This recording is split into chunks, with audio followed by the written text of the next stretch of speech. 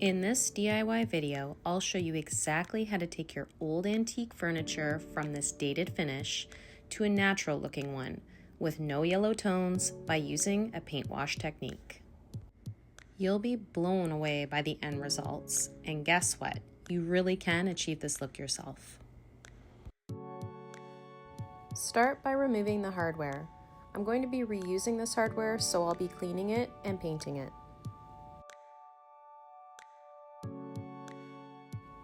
I gently pry off this cute little keyhole detail, keeping these tiny nails to reattach later.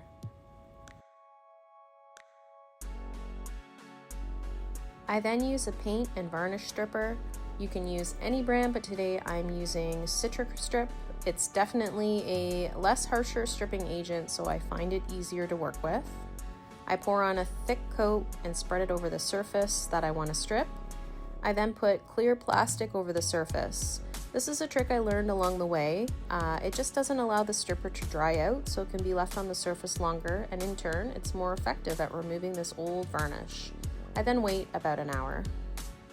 To start, I use a metal scraper and, scraping in the direction of the wood grain, begin scraping off the stripping agent.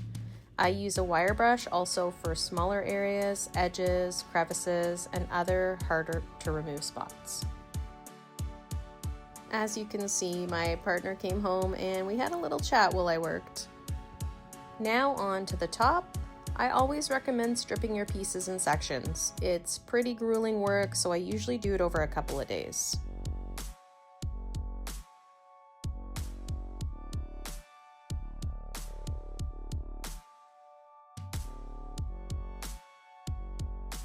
And look how that old finish comes off. I'm doing this over a disposable tarp so that gunky mess can easily be cleaned up. Next, I use a carbide scraper to remove as much of the finish as I can. I find it super easy to do this right after using the stripping agent. For me, every step I do is to save me time and energy. Realistically, you could just strip this piece and start to sand it, but I find the sanding long and exhausting by doing it this way. Not to mention you use a lot of sanding discs, as the remaining varnish will gunk them up. You could also just skip the stripping and go right to the carbide scraper, but I find this a very tough job on my body, so I just stick to the process I know. Again, make sure you're sticking to following the grain of the wood. I find using the carbide scraper is just such a satisfying process.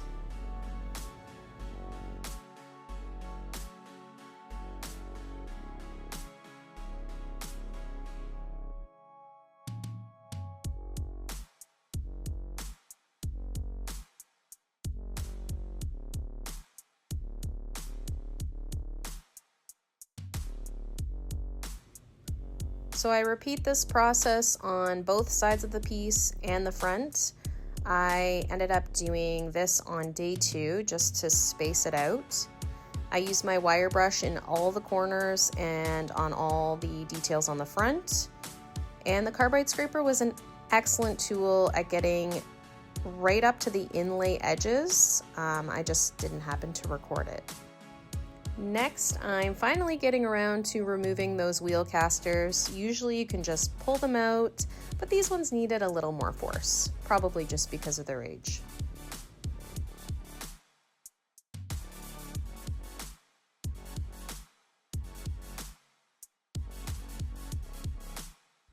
I let the wheel casters and all the other hardware soak in vinegar.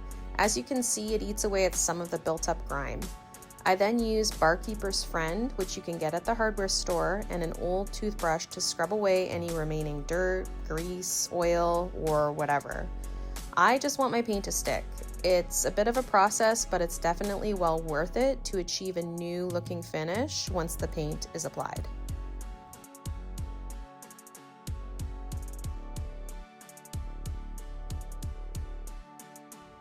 So now I am ready to spray the hardware. I get pretty creative at this point to come up with ways to best spray all sides of the hardware. In this case, I used an old railing spindle and drilled holes large enough to put the wheel casters in. As you can also see, I used this railing just to tap in the nails just slightly so that they would stand upright so that I could just spray the top of the nail heads.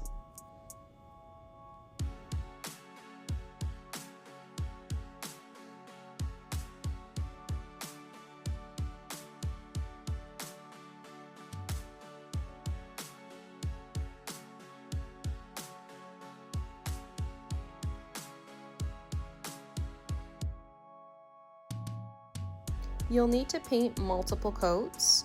Just make sure you follow the label on the can. In this case, I could reapply the paint after only 1 hour. And just make sure you spray thin coats. The idea is to layer the paint. If not, it's going to be thick and drippy and gunky, and it just may not dry properly. Now onto sanding everything down. I use my orbital sander with a 120 grit sandpaper to sand down the first layer. I also do the edges with my orbital sander, and I use a sanding sponge just to do the actual round part of the edges, not to damage them by using the orbital sander. Not only do I do the face of the drawers, but I also decide to do the inside edge of the drawers just so it looks nice when you're opening it up. For this curved drawer, I use a foam pad on my orbital sander just to make sure that it doesn't do any damage while I'm sanding. The foam pad was tricky to find in Canada, but I ended up ordering it on Amazon, getting it shipped to the States, and then getting it shipped here. But honestly, it saves so much time on all those curved edges rather than having to sand them by hand. I do absolutely as much as I can with this orbital sander, but honestly, it does come down to having to do some hand sanding as well. And then once I do the entire piece with 120 grit sandpaper, I have to go back to the very beginning and do it all over again with 220 grit sandpaper. It just makes the piece as smooth as possible, ready for the paint wash, or if you were just going to apply a top coat, that would work as well. But I have to say, it's so much easier doing all those other steps first when you finally get down to sanding it the last time with the 220 grit sandpaper. It's actually really quick and smooth like butter. So on to paint washing this piece. So everything's prepped, it's ready to go. I mix 1 part paint to 5 parts water. I am using Fusion Mineral paint in the color Algonquin. I like this color for paint wash because it has a green undertone and it will pull that yellowing color that white oak typically gets. I also use a little spray bottle of water just to make sure that the paint doesn't dry as I'm working with it. You want it to be even. For this reason, I do every piece in sections just like I did with the stripper. After the paint wash is applied, I use a microfiber cloth and I just wipe away any of the excess. And really, it's that simple.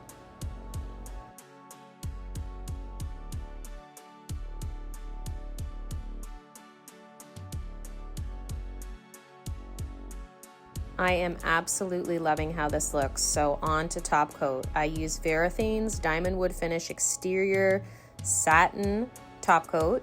I put it in my spray gun, my Wagner spray gun 3500. It sprays on so easily, as you can see. I just do 1 coat, pretty thick, and voila!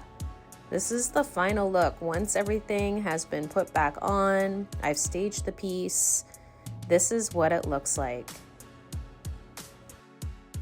Using a paint wash really does keep the integrity of the antique piece. You're not covering it up, you're just enhancing its natural beauty in a more modernized way versus the traditional dark stain. Let me know what you think, guys. Let me know in the comments below. Let me know if you have any questions, and be sure to like and subscribe to see more future DIY furniture videos.